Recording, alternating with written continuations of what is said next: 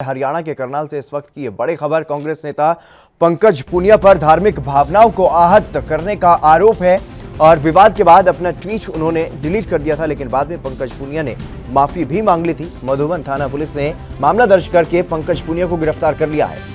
हरियाणा के करनाल से यह बड़ी खबर। कांग्रेस नेता पंकज पुनिया को गिरफ्तार कर लिया गया है। धार्मिक भावनाओं को आहत करने का आरोप है, ठेस पहुंचाने का आरोप। विवाद के बाद अपना ट्वीट डिलीट कर लिया था पंकज पुनिया ने और उसके बाद माफी भी मांग ली थी, लेकिन जिस तरीके से उन्होंने ये ट्वीट किया है उससे ये साफ है कि सस्ती लोकप्रियता पाने के लिए ही इस तरह का कृत्य उन्होंने किया होगा। जिस तरीके से उन्होंने अमर्यादित भाषा का प्रयोग करते हुए ये ट्वीट किया था, जिस पर विवाद हुआ, और विवाद के बाद ये ट्वीट हम आपको दिखा रहे हैं जिसमें उन्होंने माफी मांगी।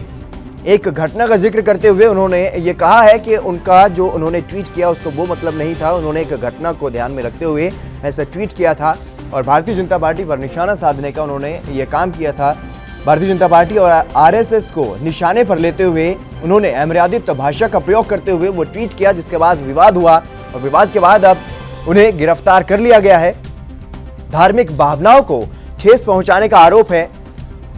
हालांकि माफी मांग चुके हैं पंकज पुनिया, लेकिन जिस तरीके से ये ट्वीट किया गया है वो उसमें अमर्यादित भाषा का इस्तेमाल किया जाना बहुत ही ज्यादा एक गंभीर विषय निकल करके सामने आ रहा है, जिसके बाद उसे गिरफ्तार कर लिया गया है। पंकज पुनिया कांग्रेस के वरिष्ठ नेता और अमर्यादित भाषा का इस्तेमाल उन्होंने ट्विटर पर किया। धार्मिक भावनाओं को ठेस पहुंचाने का आरोप उन पर लगाया गया। बीजेपी नेताओं के निशाने पर आ गए पंकज पुनिया और उसके बाद अब इन्हें गिरफ्तार कर लिया गया है।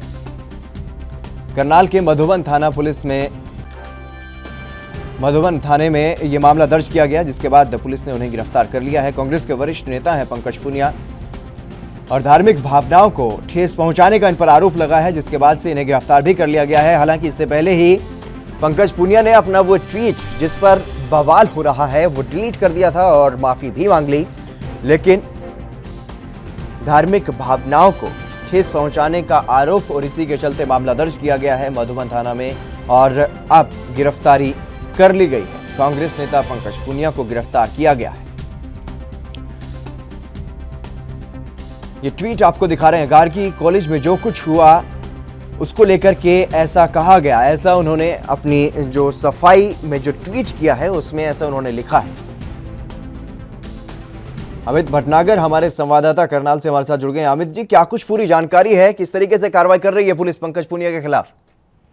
जी, मैं आपको बताना चाहूंगा जो ये पूरा मामला है कल का, जिस तरह से पंकज पुनिया ने जो है आपत्तिजनक ट्वीट किया था, उसको लेकर जो है कहीं ना कहीं जो धार्मिक भावना है उसको भटकाने का काम किया गया। अगर पुलिस की बात करें तो पुलिस ने जो है देर रात पंकज पुनिया को गिरफ्तार कर लिया। अगर धाराओं की बात करें तो धारा 153, 295A, 505, 2 IPC 67 एक्ट के तहत जो है मामला दर्ज कर लिया गया है। जी, कोर्ट में कब पेश किया जाना है अमित?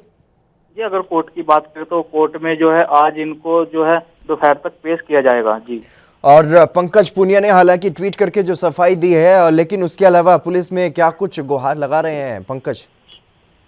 अगर पुलिस की बात करें तो पंकज पुनिया ने जो अपनी गुहार यही लगाई है, जो मैंने ट्वीट किया था मैं उसकी अपनी माफी मांगना चाहता हूँ, मगर जिस तरह से इन्होंने ये आपत्तिजनक ट्वीट किया था, कहीं ना कहीं अगर बात करें तो जो देश हित की बात करें तो कहीं ना कहीं ये आपत्तिजनक ट्वीट था। जी अमित, क्या कुछ देखा जा रहा है इसके पीछे? जिस तरीके से उन्होंने ट्वीट किया और सोशल मीडिया पर we stand with Pankaj Punia इस तरह के हैशटैग का भी इस्तेमाल किया जा रहा है लगातार, तो क्या इसी तरह की सस्ती लोकप्रियता पाने के लिए इन्होंने इतनी ज्यादा अमर्यादित भाषा का इस्तेमाल किया ट्विटर पर?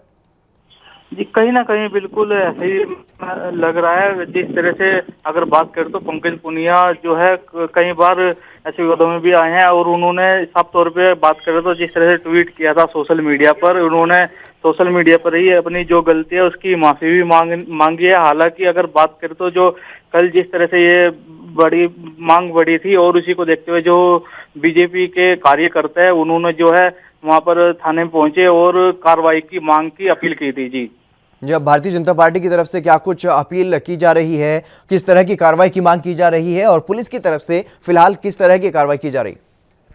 जी, मैं आपको बताना चाहूंगा सर, जो पुलिस की तरफ से जो है अभी कार्रवाई की गई है। अगर धाराओं की बात करें तो उनके खिलाफ जी अमित जवाहर यादव भारतीय जनता पार्टी के नेता हमारे साथ जुड़ गए हैं। जवाहर यादव जी, आपका स्वागत है एनबी न्यूज पर। धन्यवाद। जवाहर जी, क्या कुछ कहेंगे? जिस तरीके से कांग्रेस के वरिष्ठ नेता पंकज पूनिया ने ये ट्वीट किया, हालांकि उन्होंने बाद में माफी मांग ली है, लेकिन इस तरह से ट्वीट करके बाद में माफी मांगना कितना जायज समझते हैं आप? देखिए, वो आपने ट्वीट पढ़ा होगा। आज इस चैनल पे आपके बात करें तो हम उस ट्वीट की पढ़कर भी पुनरावृत्ति नहीं कर सकते। उसमें हमने भी उस ट्वीट को नहीं दिखाया है, हालांकि हमारे पास वो ट्वीट है, लेकिन इतनी ज्यादा अमर्यादित भाषा का इस्तेमाल उसमें किया गया है, उसको हम दिखा भी नहीं सकते। तो ऐसे व्यक्ति का वरिष्ठ कहना, मुझे लगता है कि फिर कांग्रेस की दुर्गति क्या हो सकती है, उनकी राजनीतिक सोच और उनकी वैचारिक सोच क्या हो सकती है, उस ट्वीट से पता चलता है। उसके बाद भी जिस ट्वीट में उन्होंने कहा कि मैंने माफी मांगी है, कि किसी को बुरा लगा तो मैं गार्गी कॉलेज का जिक्र करा था। गार्गी कॉलेज में ऐसा क्या हुआ था वो बताए। गार्गी कॉलेज दिल्ली विश्वविद्यालय का एक कॉलेज है जो दक्षिण दिल्ली में आता है। उसकी कौन सी रिपोर्ट ऐसी है जिसमें ये हुआ और इसकी पुष्टि हुई?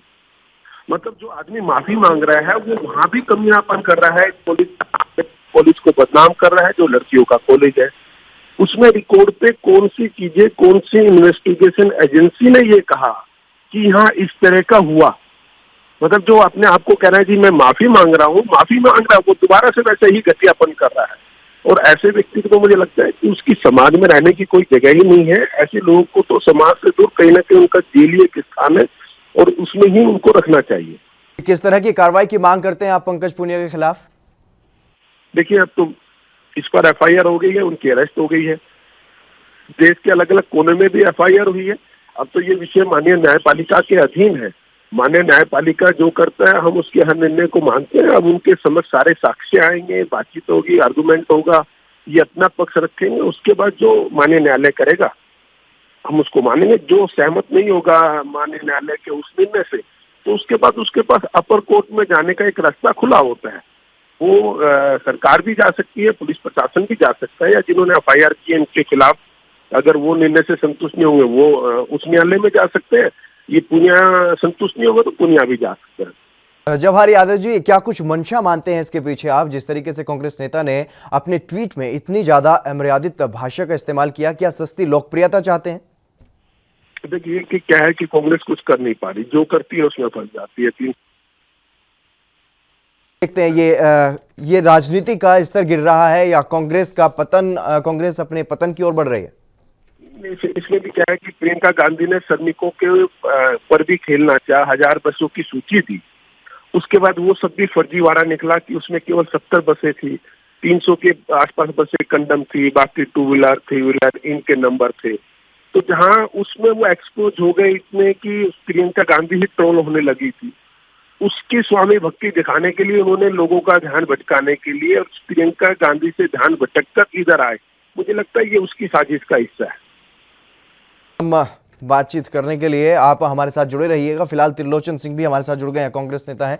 त्रिलोचन जी, क्या कुछ कहेंगे, क्या कुछ सफाई देंगे आप इस तरीके से, जिस तरीके से आपके जो वरिष्ठ नेता पंकज पूनिया है उन्होंने जैसा ट्वीट किया, उसके बारे में आप क्या कुछ सोच रहे हैं? मैं सिर्फ इतना कहना चाहूंगा जी कि पंकज पूनिया का जो ट्वीट है जी वो कांग्रेस का ट्वीट नहीं है, उनका निजी ट्वीट है। जी, तो क्या कांग्रेस उन पर कार्रवाई करेगी?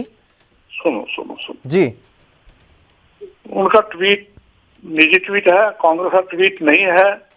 ऐसी अमर्यादित भाषा का इस्तेमाल कतई उचित नहीं है। जी राजनीति हो, समाज हो, हमारा समाज भारत देश में ऐसी अमर्यादित भाषा का खंडन करता है। जी। ऐसी अमर्यादित भाषा का इस्तेमाल नहीं होना चाहिए। जी बाकी रहेगी कार्रवाई क्योंकि स्टेट में सेक्रेटरी थे, जी है नी? जी तो स्टेट में सेक्रेटरी रहने की वजह से, मैं जिला का संयोजक हूँ, स्टेट में सेक्रेटरी रहने की वजह से हमारे नेताओं की नॉलेज में सारी बात आ चुकी है। जी जो वो कार्रवाई करेंगे हम उसका समर्थन करते हैं जी और इसका खंडन करते हैं।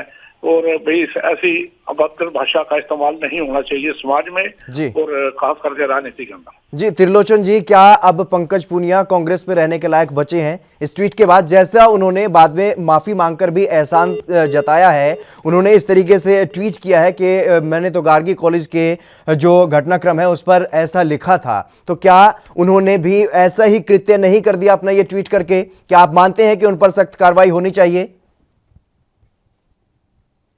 त्रिलोचन जी। जी जी जी, देखिए, हम उसका समर्थन नहीं करते। समर्थन नहीं करते, लेकिन उसके आप खिलाफ कितना है, क्या चाहते हैं? क्या पंकज पुनिया अब कांग्रेस में रहने के लायक है किसी भी पद पर? देखिए, समाज में मैं तो समाज की बात कर रहा हूँ, जी। राजनीति तो अलग चीज है। मैं तो समाज की बात कर रहा हूँ। समाज में रहने के लिए ऐसी भाषा का इस्तेमाल नहीं होना चाहिए। आपका कहीं ना कहीं ये कहना है कि ऐसा आदमी समाज में भी नहीं रहना चाहिए, लेकिन मेरा सवाल आपसे ये है, कांग्रेस नेता के होते हुए आप क्या चाहते हैं? क्या कांग्रेस पार्टी में उनका कोई स्थान बनता है? देखिए, ये देखना हाईकमांड का काम है। मैं जिला का कन्वीनर हूँ, जिला का कन्वीनर होने के नाते मैं इसका खंडन करता हूँ जी। इसका समर्थन नहीं करता, और ऐसी बदल भाषा का इस्तेमाल हमारे समाज में नहीं होना चाहिए। जी, तमाम बातचीत करने के लिए आपका शुक्रिया त्रिलोचन जी। जवाहर यादव बीजेपी से हमारे साथ जुड़े, आपका भी शुक्रिया। तो इस तरीके से जैसा उन्होंने ट्वीट किया, कांग्रेस पार्टी खुद उनकी पार्टी उनका विरोध कर रही है, और इस विवाद के बाद अब कांग्रेस की तरफ से क्या कुछ कार्रवाई की जाती है पंकज पुनिया पर, यह देखने वाली बात होगी। लेकिन फिलहाल पंकज पुनिया को गिरफ्तार कर लिया गया है और पुलिस अपनी कार्रवाई में जुट गई है। पंकज पुनिया पर आरोप है धार्मिक भावनाओं को ठेस पहुंचाने का। जिस तरीके से उन्होंने अमर्यादित भाषा का इस्तेमाल किया और पूरे समाज में उन्होंने अपनी एक नकारात्मक छवि अब बना ली है, और जिस तरीके से उन्होंने ये ट्वीट किया है, हालांकि बाद में माफी मांगी है, और माफीनामे में भी उन्होंने एक दिल्ली के एक कॉलेज की एक घटना का जिक्र करते हुए अपना ट्वीट डिलीट किया है और बाद में माफीनामा भी लिखा है। लेकिन उस माफीनामे में भी ऐसा लग रहा है कि जैसे वो एहसान कर रहे हैं माफी मांगकर भी। आप भी अपनी प्रतिभा दिखाना चाहते हैं और खबरों को हम तक पहुंचाना चाहते हैं, तो तमाम खबरों को करें अपने मोबाइल पर रिकॉर्ड और 7888497079 पर करें व्हाट्सएप। साथ ही दुनिया की तमाम खबरों से जुड़े रहने के लिए हमारे चैनल को करें लाइक, शेयर, सब्सक्राइब।